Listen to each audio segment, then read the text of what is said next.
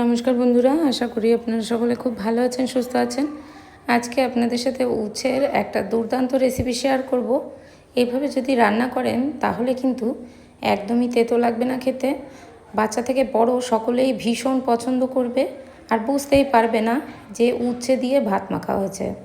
সামান্য কিছু মশলার হেরফেরে কিন্তু এই রেসিপিটা দুর্দান্ত খেতে হয়।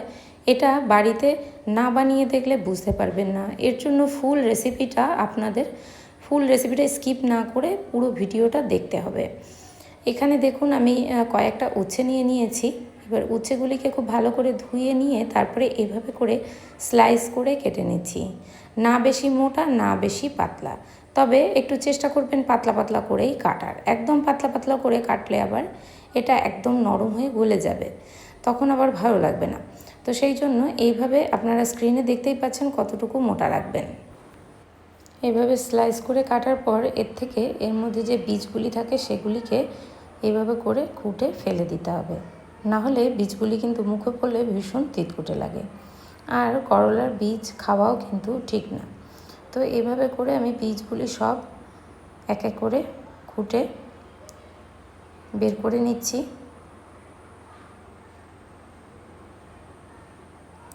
তো দেখুন সবগুলি বীজ কিন্তু আমি ঠিকভাবে পরিষ্কার করে নিয়েছি। এবার উচ্ছেগুলিকে আমি একটা বাটিতে তুলে নিচ্ছি, আবারও একটু ধুয়ে পরিষ্কার করে নেব। এখানে পরিমাণ অনুযায়ী উচ্ছে নিয়ে নিয়েছি, আপনাদের সদস্য সংখ্যা অনুসারেই আপনারা উচ্ছের পরিমাণটাও নেবেন। এরপর উচ্ছেটাকে খুব ভালো করে ধুয়ে একে একটু হলুদ লবণ মাখিয়ে কিছুক্ষণের জন্য রেখে দেব। তো এইভাবে করে যেভাবে হলুদ লবণ মাখিয়ে যে কোনো জিনিস ম্যারিনেট করে রেখে দেওয়া হয়, তেমনি কিন্তু এই উচ্ছেটাকেও কিছুক্ষণের জন্য এইভাবে করে ম্যারিনেট করে হলুদ আর লবণ দিয়ে ম্যারিনেট করে রেখে দেব।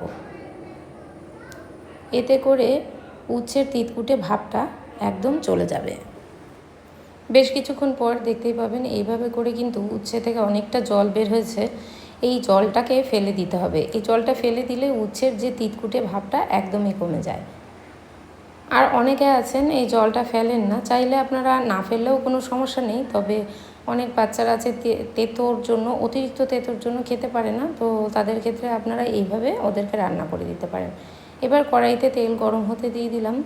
তেল গরম হওয়ার পর এর মধ্যে দিয়ে দিলাম হলুদ সর্ষে ফোড়নের জন্য। এখানে আপনারা চাইলে কালো সর্ষেটাও দিতে পারেন। তো হলুদ সর্ষে দেওয়ার পর এইভাবে সর্ষেটা যখন ফুটে উঠবে, তারপর এর মধ্যে আমি মেখে রাখা যে হলুদ নুন মেখে রাখা উচ্ছে, সেই উচ্ছেটা দিয়ে দিচ্ছি। উচ্ছেটা দিয়ে বেশ একটু সুন্দর গন্ধ বের হওয়ার পর্যন্ত খুব ভালো করে একটু ভেজে নেব। খুব বেশি একদম মুচমুচে করে ভাজবেন না, জাস্ট উচ্ছে ভাজার কিন্তু একটা সুন্দর গন্ধ বের হয়, ততক্ষণ পর্যন্ত এটাকে ভেজে নিতে হবে। তবে উচ্ছেটাকে একটু সবুজ সবুজই রাখবো। তো দেখুন এইভাবে করে বেশ একটু টাইম নিয়ে উচ্ছেটাকে ভেজে নেব। এখানে দেখতেই পাচ্ছেন উচ্ছেটা কিন্তু খুব ভালোভাবে ভাজা হয়ে গেছে। এবার উচ্ছেটাকে তুলে নেব।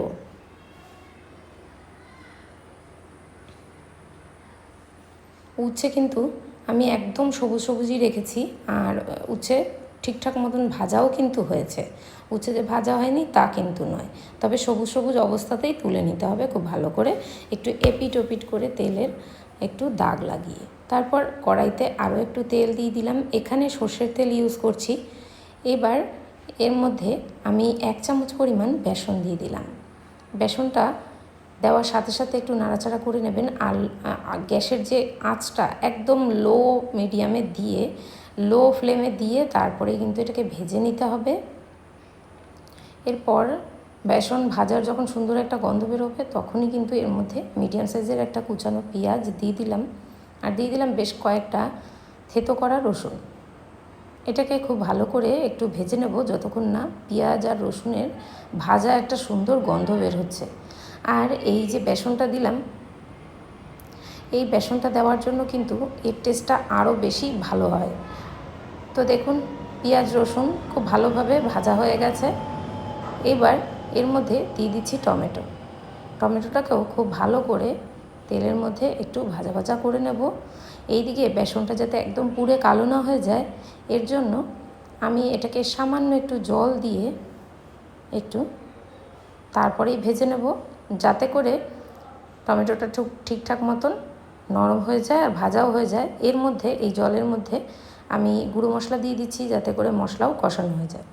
এখানে দিয়ে দিলাম হলুদ গুঁড়ো, স্বাদ মতন লবণ, আর জিরে গুঁড়ি আর ধনে গুঁড়ি। জিরে গুঁড়ি, ধনে গুঁড়ি আমি প্যাকেটের মশলা ইউজ করছি। আপনাদের কাছে যদি বাড়ির তৈরি মশলা থাকে তাহলে আরও বেশি ভালো হবে জিনিসটা। তো মশলাগুলি দিয়ে খুব ভালো করে এবার কষিয়ে নিচ্ছি। আর টমেটোটাও কিন্তু খুব ভালোভাবে একদম ভাজা হয়ে গেছে, টমেটোর কাঁচা গন্ধ চলে গেছে। এবার আমি এর মধ্যে দিয়ে দিলাম মিট মশলা। মিট মশলাটা দেওয়ার পর এটাকে খুব ভালো করে আরও একটু সময়ের জন্য কষিয়ে নিচ্ছি। তো দেখতেই পাচ্ছেন একদম শুকনো শুকনো হয়ে গেছে, তেল একদম চুপচুপ করছে। এই অবস্থাতে বুঝতে হবে মশলা কিন্তু খুব ভালোভাবে কষানো হয়ে গেছে।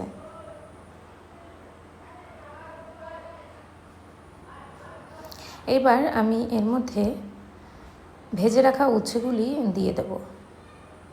তো দেখুন এখানে উচ্ছেগুলি একদমই পাতলা পাতলা হয়ে গেছে, যেহেতু ভাজা হয়েছে এই জন্য কিন্তু এগুলো একদম চিপসে গেছে। এই পর্যন্ত যারা ভিডিওটি দেখছেন অথচ লাইক দিতে ভুলে গেছেন, তাদের কাছে অনুরোধ রইল লাইক এবং চ্যানেলটিকে সাবস্ক্রাইব করে আমার পাশে থাকার। যারা প্রথম থেকেই পাশে আছেন তাদেরকে জানাই অসংখ্য ধন্যবাদ। আপনারা এইভাবে পাশে থাকুন, আমিও আপনাদের পাশে আছি। তো দেখুন এখানে উচ্ছেটাও কিন্তু খুব ভালো করে কষিয়ে নিয়েছি। এইবার এর মধ্যে সামান্য পরিমাণ জল দিয়ে দিতে হবে, একদম গ্রেভি মাখা মাখা একটা গ্রেভি হবে। তো সেইভাবেই এটাকে জল দিয়ে দিলাম। এইবার একদম লো আঁচে দিয়ে এটাকে একদম শুকনো শুকনো মতন করে নেব। আর এখানে দিয়ে দিলাম বেশ কয়েকটা গোটা কাঁচা লঙ্কা। এই গোটা কাঁচা লঙ্কা ভাতের সাথে গুলে খেতে কিন্তু দারুণ লাগবে। এটা অপশনাল, আপনারা যদি তেঁতোর সাথে লঙ্কা খেতে না চান তাহলে কোনো দরকার নেই দেওয়ার।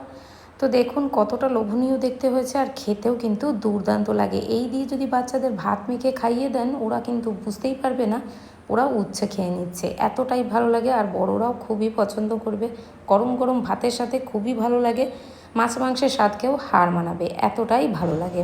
আজকের মতন ভিডিওটা এখানেই এন্ড করছি। আবার দেখা হচ্ছে নেক্সট ভিডিওতে। ততক্ষণের জন্য আপনারা সবাই ভালো থাকবেন, সুস্থ থাকবেন।